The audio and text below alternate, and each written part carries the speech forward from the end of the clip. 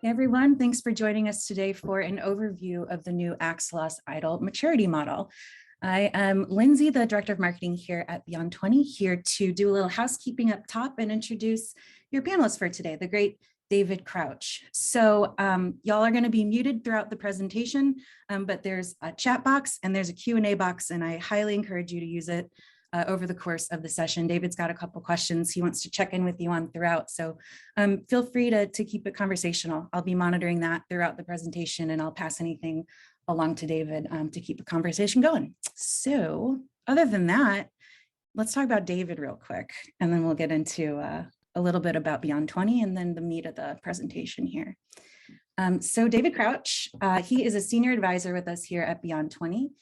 He's relevant to this particular webinar, a certified ITIL Maturity Model Assessor.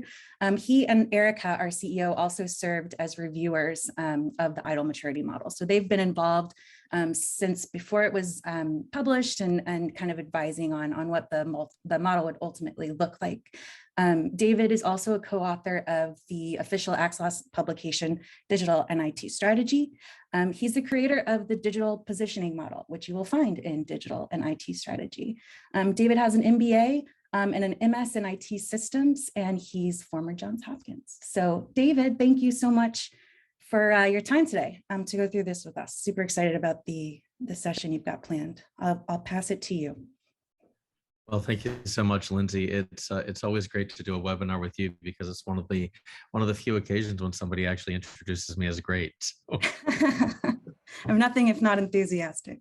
And I see in the chat, Sean, thank you so much for liking the tie today, and yes, here from Saudi.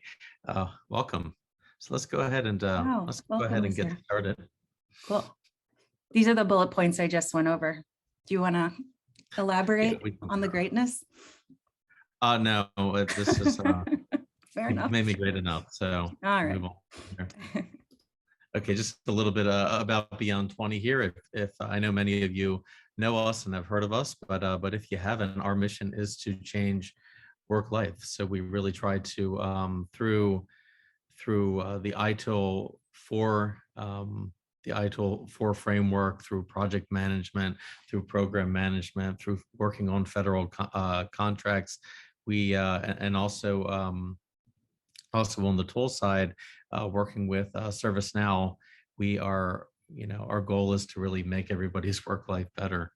We're also an elite consulting partner, an elite Axelos consulting partner, which means that we have the official ability from Axelos to perform these ITIL maturity model assessments and have the access to the tool sets to do that. And frankly, even before Axelos came out with this particular assessment, we've been doing assessments for more than 15 years.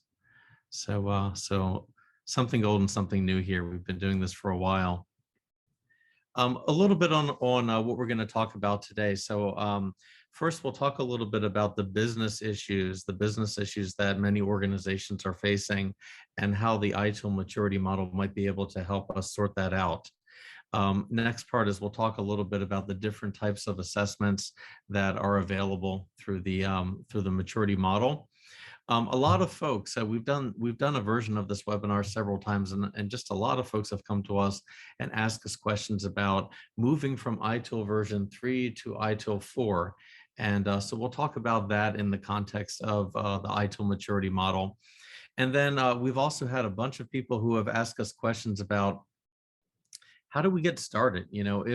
If we're interested in doing an assessment, how do we get started? What should we expect? What should we expect in terms of scoping?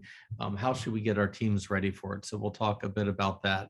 And of course, we want to hear your questions. So please feel free to drop your questions in chat. We'll certainly take them at the end of the presentation. We may take a few as we go as well. And I'm going to be asking you some questions. No quiz at the end though.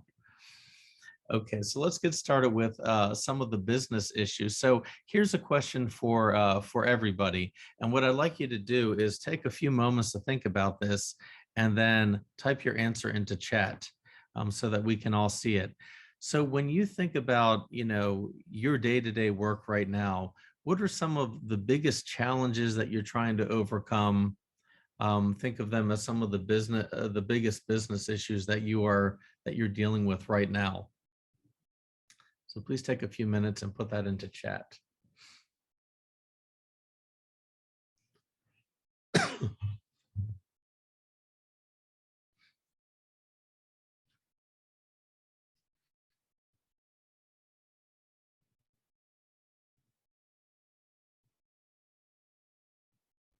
Okay, so we have Hill who says quantifying return on investment. Sean with health services and configuration items are interconnected and support one another. Context of services over break, fix, and maintenance, stakeholder alignment. These are great. Andrew, evaluating what maturity looks like.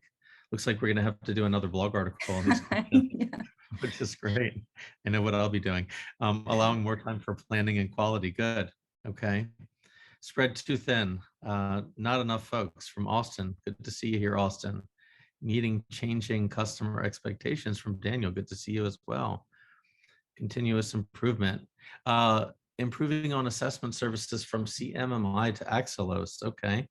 Process silos and adherence from Eric. Good to see you as well, Eric.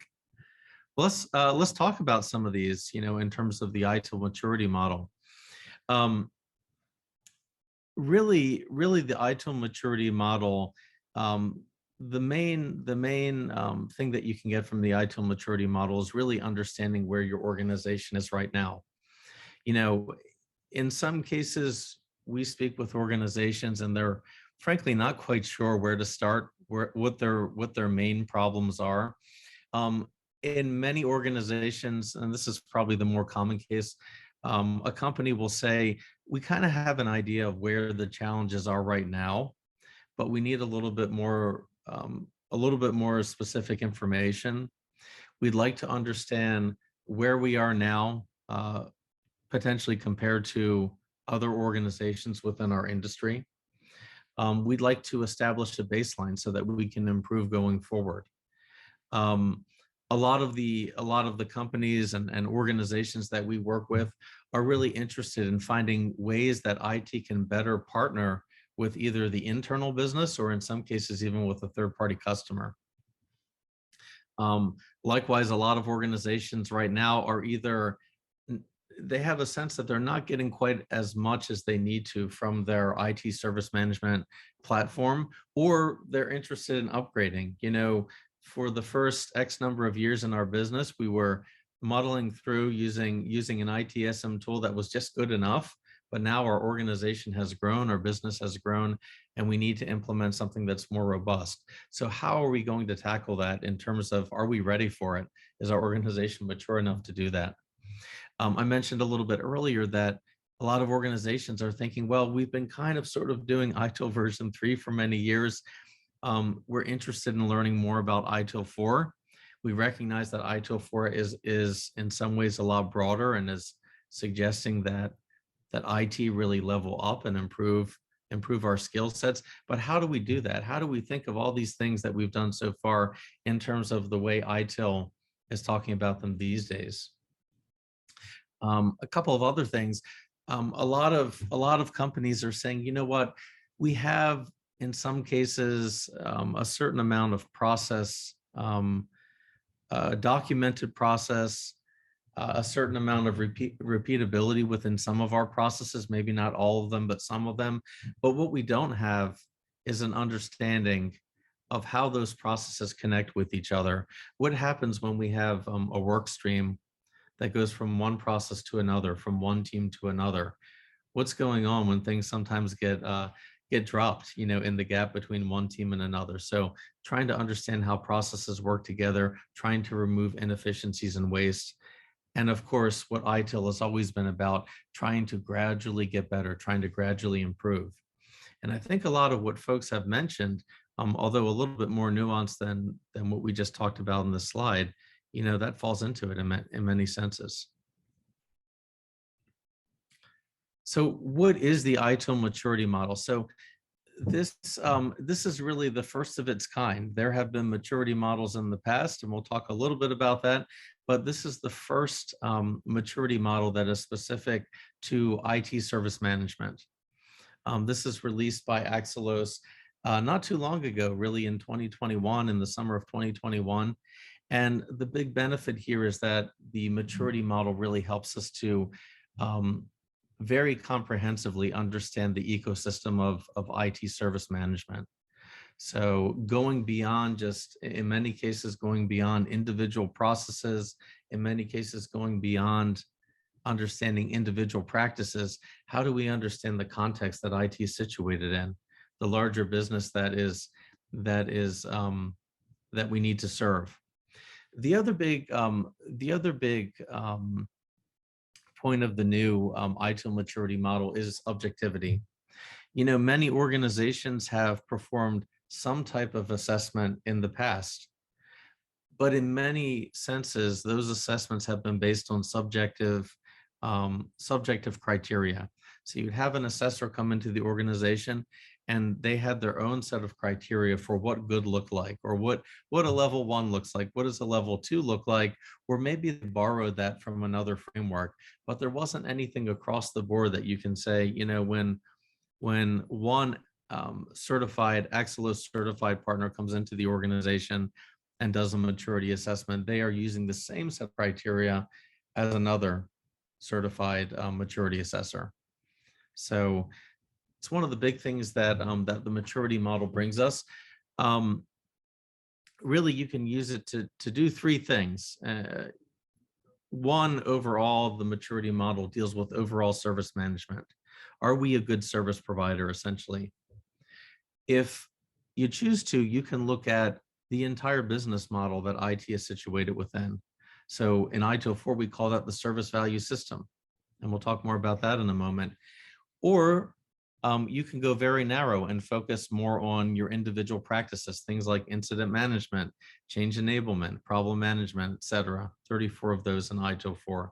So you can go as broad or as narrow as you'd like to here. The ITIL maturity model is a tool that can help us with all of that. So for those who may not be familiar with ITIL 4, a couple of foundational concepts that it's based on, and the maturity model leverages these very heavily. First of all, the image that you see on the screen here are for the 4 dimensions of service management. Now, if you're from an ITIL version 3 world, or maybe even not ITIL at all, you've probably heard of people, process, and technology. The 4 dimensions is similar to that, but takes it even farther. Throughout every aspect of service management, we need to be concerned about our organizations and people. You know, how is our organization structured? Do we have the right people with the right skills in the right roles? We have to be concerned about our technology. Do we have good technology, good ITSM platforms, good workflow management systems, good knowledge databases to accomplish our work? We need to think about the third parties, the third-party vendors or third-party partners that we're dealing with. And of course, we need to look at value streams, right? How do individual processes connect to each other? How does our work flow through the entire system? The other big concept that the maturity model is based on is the service value system. So again, you can think of the service value system as an ecosystem within which IT is situated. You could think of this as the business model of IT, but basically the maturity model has the ability to assess guiding principles. If you don't have a defined set of guiding principles, think of this more like culture. What is the culture that your IT organization is working within? Governance, well, I think we've all heard of this. How do we control the organization? How do we make sure that our plans are being followed? The service value chain really speaks to the intersection of processes, right? Where does one process end? Where does another one pick up? How do we make sure that folks from different teams are coordinating with each other? And you know, thinking here of, I think Eric put in here process silos, right? You know, process is great, repeatable process is great, but having processes that are siloed and not talking to each other is not so great. We can look at individual ITIL practices, again, 34 of those, and then finally continual improvement as a practice, but also as a larger concept. How is our organization doing with innovation? How does our organization deal with getting a little bit better every day? So these two basic concepts are what the ITIL maturity model is based on. And now we have several different assessment types. Now, before we get into the different assessment types, I'd like to ask everybody once again to go back to our chat. And I know that some organizations have done assessments in the past. Would you please put into chat, what type of an assessment have you done, if you've done one? And what did you like about it? What didn't you like about it? So what went well? What didn't go well? So give everybody a few minutes to place that into the chat box.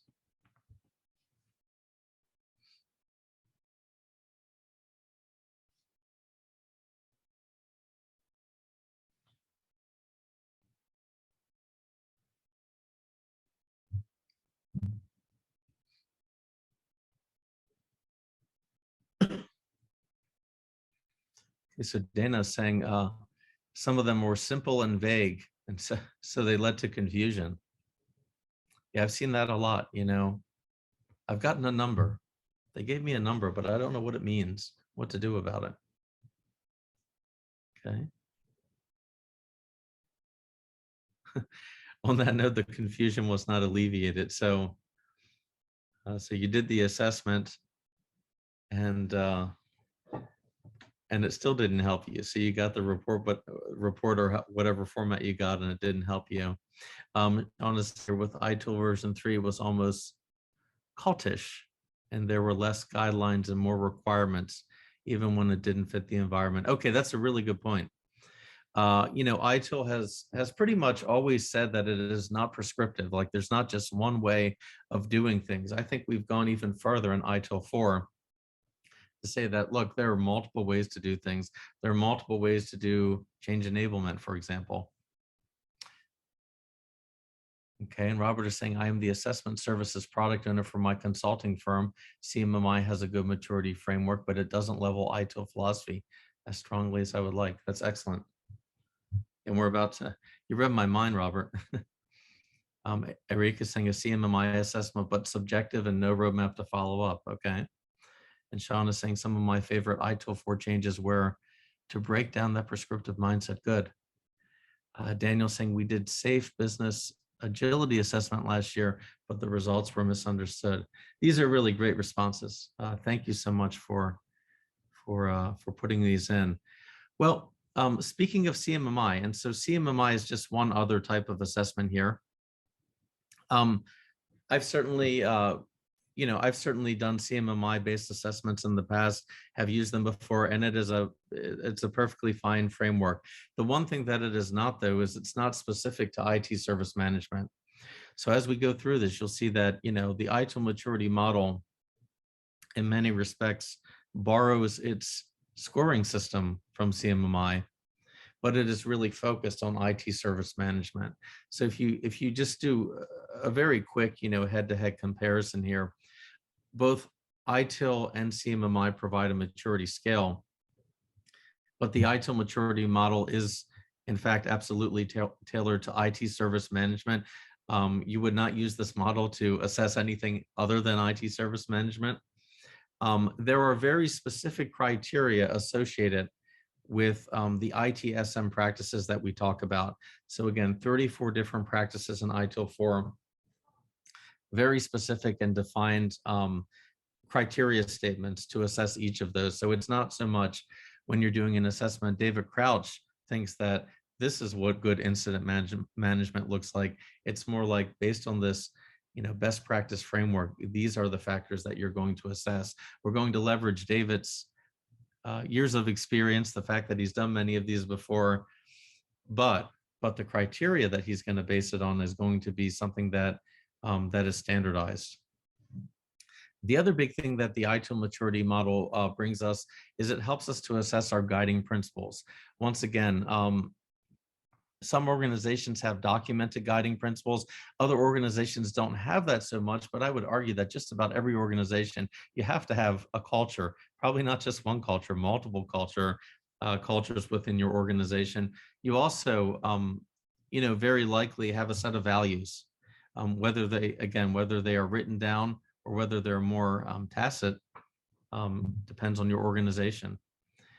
Again, the ITIL maturity model looks at the entire service value system, and also the maturity model can have a focus on governance. Okay, so what are the different types of assessment? Basically, there are three types of assessment with the ITIL maturity model, and I'll go here from right to left. So the capability assessment is really based on, the focus here is really on individual practices. So again, if you are concerned primarily about, let's say, your service desk practice, we've had organizations come to us and say, you know what, I know that I need to improve a number of areas within my organization, but right now the most important thing I need to do is to get my service desk improved. An organization in that case might come to us and say, we'd really like to do a capability assessment of, let's say, the service desk practice, incident management, and who knows, maybe service request management. We know we need to do other things, but those three practices are something we need to focus on right now. So the big benefit of that type of an assessment is we get a focus on individual practices. We don't get a larger view of IT necessarily, but we do focus on individual practices. Second type of an assessment is the maturity assessment, sometimes called the high-level maturity assessment.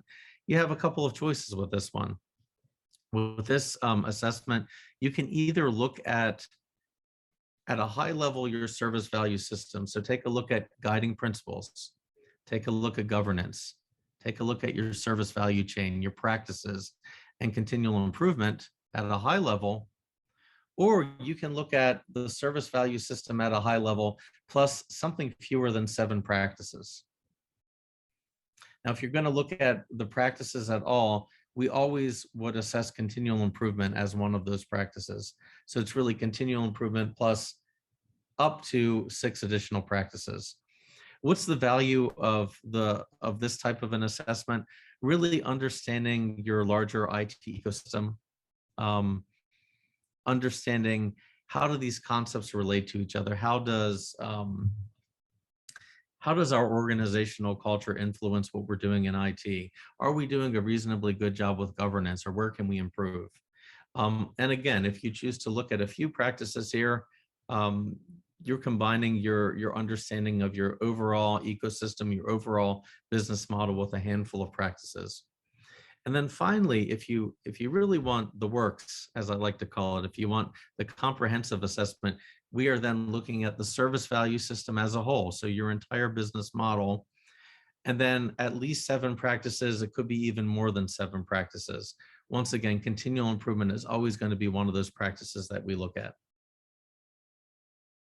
So the big benefit here is this is the deep dive, really looking into not only the individual IT practices, not only the service value system, but a number of these, right? Looking at both of those. Okay. And of course, we're going to talk about scoping in a moment, but of course, typically, not always, but typically, your capability assessment is going to be the one that has, you're only looking at individual practices. A lot of times when organizations want this type of an assessment, they're looking at 2, 3, 4, 5 practices. I suppose you could do this for all 34, but typically at that point, organizations are looking for another type of an assessment. So normally a few practices are what we see, at least, when organizations are interested in a capability assessment. When you're over here on the other side for the comprehensive assessment, organizations say, yes, we know that we have a core set of practices that we're really concerned about right now, but we also need to see that within the context of our larger organization. In other words, the service value system. Okay, so how do we score this? How is this scored? So first of all, The ITIL maturity model, the assessment allows us to take a look at maturity results for these big picture components of your service value system.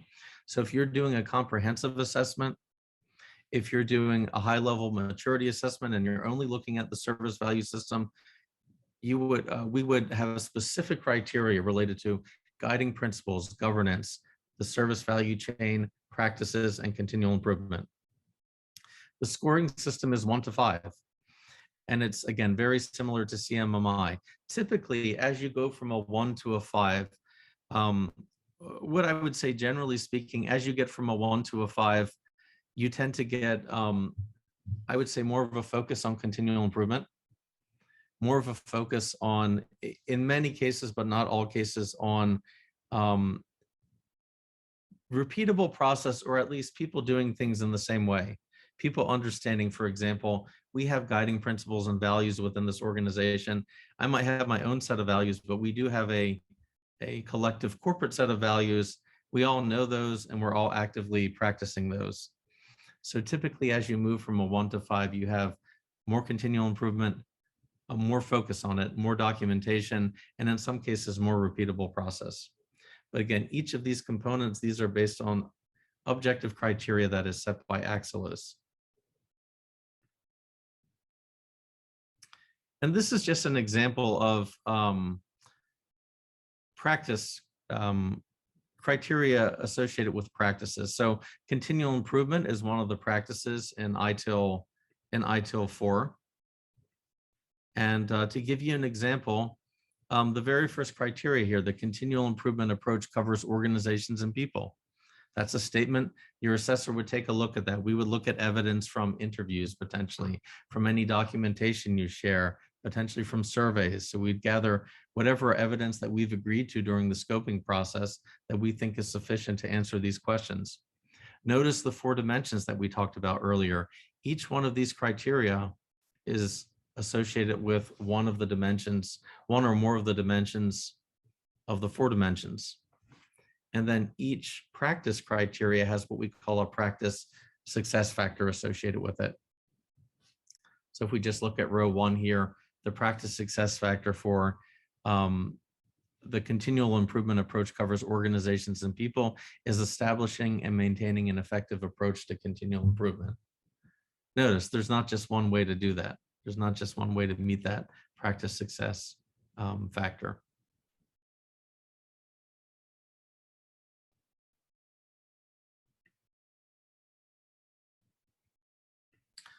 Okay, so as we move to the next section, and again, we'll have plenty of time for questions at the end. I know that a lot of organizations are interested in learning more about ITIL 4. They're interested in moving from ITIL version 3 to ITIL 4. For those of you out there that are interested in that, where is your organization at in that journey right now from ITIL version 3 to ITIL 4? Have you begun thinking about that? And please, again, please put that into the chat.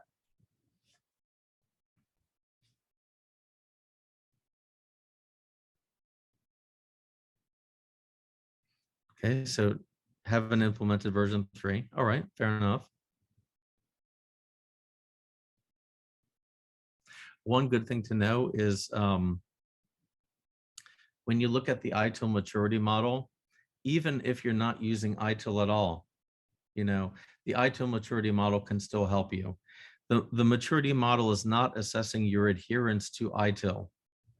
If you're doing ITIL version 3, if you're not doing ITIL at all, it is looking at your service management capabilities. So even if you're not specifically doing ITIL, you're probably doing a lot of the service management, a lot of the things that we do in service management without calling it ITIL. And so Andrew's saying we're basically starting with ITIL 4. Jessica's saying education and training. Good. Not a bad way to start. Okay. And then Erika's saying very early stages, looking and aligning current processes to ITIL 4 and driving certification foundation for ops staff. Excellent. So again, the ITIL maturity model is really based on ITIL 4 concepts and architecture. So as I mentioned, things like the 4 dimensions of service management, the service value system that we looked at earlier, this is what the maturity model is based on. You don't need to implement specific ITIL guidance to conduct an assessment. We get that all the time from folks, we're not even using ITIL. How could this maturity model, how can this assessment help us if we don't even know how to spell ITIL essentially?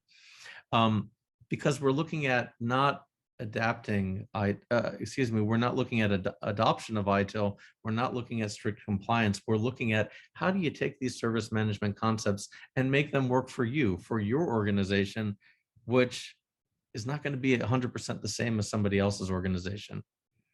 Um, one of the big stories to my mind of ITIL 4, and I'm all the time working with organizations, teaching classes, hear a lot of feedback from folks, is that ITIL 4 really is asking IT to level up, right? Asking us to understand not just technical things, but asking us to understand business concepts. What is this so-called business, this organization that we're supporting? What about even in some cases third-party customers? Understanding things that maybe were never expected of IT professionals 10 years ago, maybe even 5 years ago, right? So when you think of the ITIL maturity model being based on ITIL 4, there were a lot of things that did not exist in ITIL version 3. Practices, just look at the practices, workforce and talent management. That's not just an IT practice. That is something that involves IT, it involves probably human resources, it involves many of the different areas of your organization. OCM, organizational change management, that's all about the people side, right? Getting people on board, identifying your key stakeholders, identifying who's going to support you, who's not going to support you, and how do you get them on your side. These are things that I won't say that they didn't exist in the world before ITIL 4, but ITIL 4 didn't really talk about them. So again, when you look at this maturity model, it's being based on those concepts, additional practices, seeing things through the lens of the service value system. So you can absolutely use this, even if you are not, as some people say, an ITIL shop per se. Okay, so the other big thing that organizations ask is how much, how do I get started with this? What should I expect? How do I get my teams involved in this? How much level of effort is this going to be? So first of all, an assessment, this ITIL maturity assessment can only be performed by an Axelos consulting partner. So in order to do that, when Beyond20 was one of the first organizations to help review the maturity model before it was released to the world, and that was pretty exciting actually. But an ACP and an Axelos consulting partner has proven that they have a number of maturity model assessors who have passed an exam. They have a significant amount of experience. So when you look at an ACP, you're looking at an organization that really knows what it's talking about in terms of the maturity model. One of the things that a company like Beyond20 would help you with are, first of all, really trying to force you to focus on what are the main challenges you need to solve. A lot of times a company will come to us and we'll ask them, what are the main problems that you're trying to solve? And sometimes somebody will say, and this is a pretty common answer, well, our processes aren't real consistent. This guy over here does things that way, and another lady over in this other department does something a different way, and we just don't have that consistency. Okay, great. But let's ask you more questions. If that's your big problem, what is that inconsistency leading to? So really pushing you on saying, well, sure, it could be inconsistency. It could be something like poor customer satisfaction. It could be any number of issues, but really trying to get down to the kernel. What are, maybe the one root cause, in many cases, multiple root causes of some of the things that you're experiencing. And then, we would try to figure out with you, how comprehensive do you need to be? Do you really only need to do right now a practice capability assessment, right? Looking at maybe a handful of practices and focusing on those right now. Or, you know, are you in it for the bigger picture? Are you in it to look at, yes, we have 7 practices to look at, but we also want to look at the larger context, the entire service value system. You know, we've had several organizations come to us and, you know, think about, let's take a look at all 34 practices initially. And that's possible. That's certainly possible. But at the same time, you know, it may be that that's a little bit too much for an organization to take on. You know, would it be better? Would it be better to cut that in half and maybe to look at 15 practices?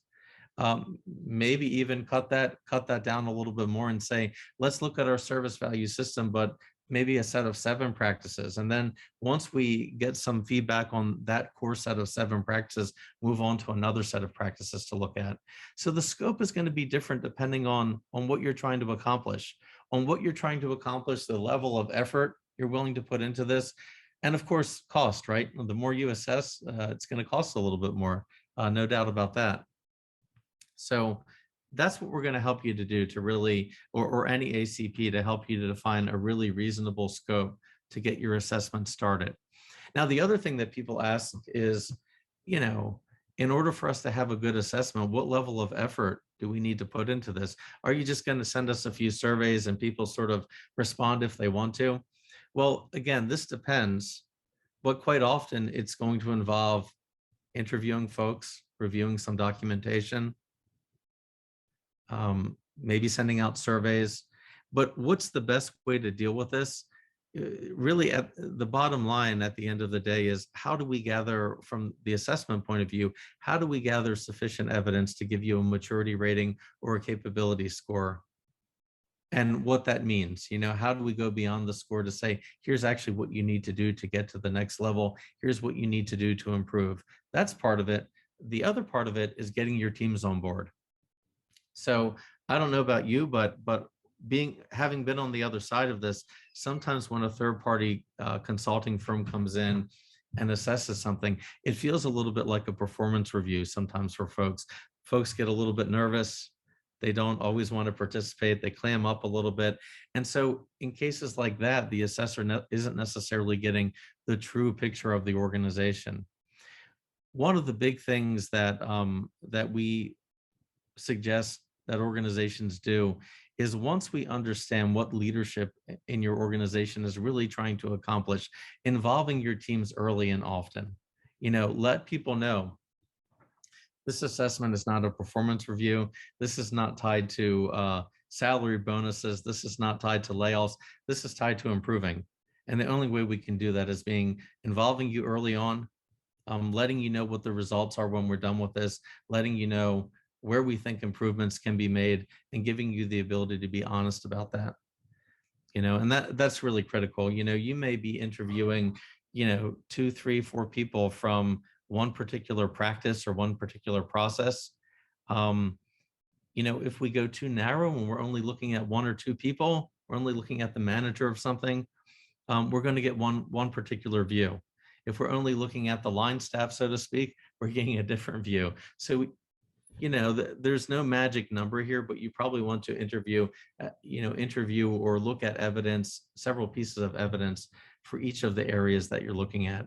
And then you want to try to make this as non-threatening, as open as possible.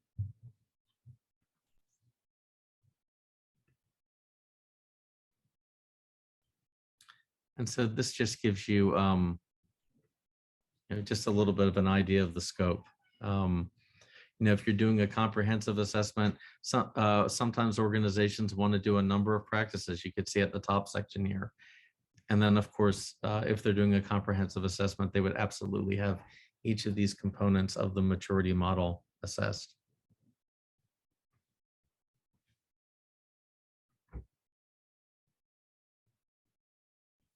And this graphic here shows you a little bit of your progress, right? So let's say we're looking at your value streams and processes part of your service value system. The question or the statement is improvement opportunities are identified, captured, and registered as part of the normal operation of the organization. So assessing how are we improving with our value streams and processes. Same thing with other components of the service value system. So I clicked on the wrong thing, so sorry. Here we go.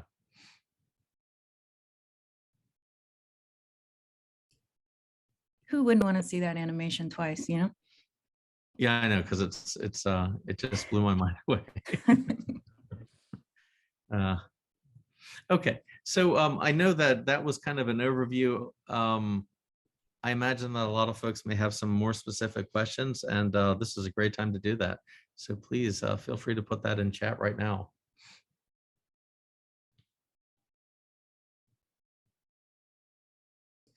David, I have a question for you. Sure thing. While we're waiting on folks to type.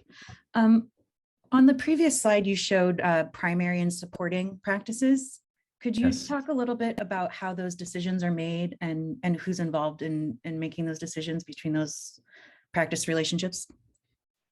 Yeah, absolutely. So during that initial stage, when we're doing the scoping for the assessment, one of the conversations that we would have with you is, what are some of the practices that you're really concerned about?